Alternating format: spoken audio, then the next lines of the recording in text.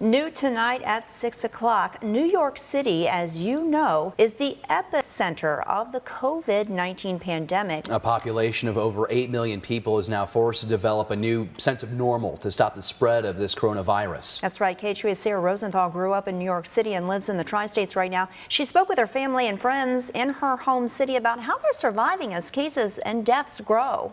David and Raja, growing up in New York City, it's difficult for me to imagine the city ever being quiet.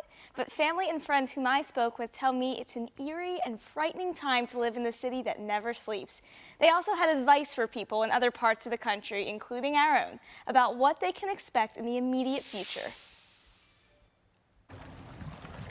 My father, who lives in the New York City metropolitan area, says he's never seen New York residents so on edge. People are staying away from each other. People are scared.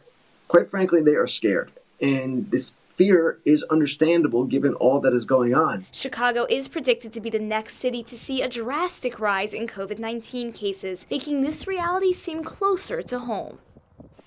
But it's happened here. And it's happening all over the country, and it is spreading all over the country. And for anybody in any community to think, don't worry, we're good.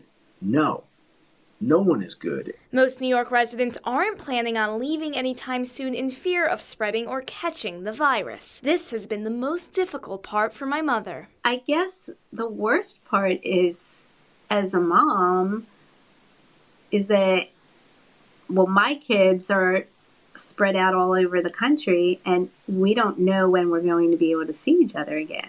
Grocery stores remain open and continue to face crowds, but my family tells me people are standing 6 feet apart, even in lines outside. Friends and family told me it's nearly impossible to see someone without a mask or gloves. In a very New Yorker way, this kind of commiseration and feeling of solidarity amidst everyone in a face mask and gloves. My friend Alex Raffson says her dog provides her with continual daily contact with neighbors, 6 feet apart, of course.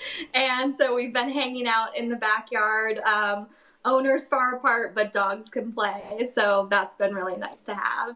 Robert Petkoff and Susan Wands reside in a 500 square foot apartment in NYC, but say they realize the importance of staying inside. We thought, hey, let's get outside. We can go for a bike ride and we can be apart from people. And everyone else in New York had that exact same thought. And so as we were on the bike path, we were there for about a minute and said, we got to get out of here because there were just so many people packed together that there was no way to maintain 6 feet distance.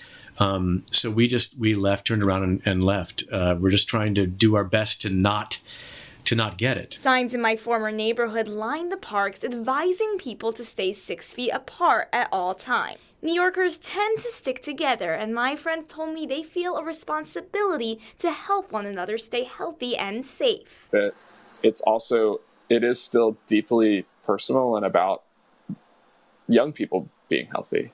And, we can try to do our darndest and really not see people, but until everybody does that, it doesn't work. Everybody needs to be doing it. My friends and family agree that they could have never predicted such a fast spread of coronavirus in the city, so it is vital to take seriously no matter where you live. In studio, Sarah Rosenthal, KHQA News.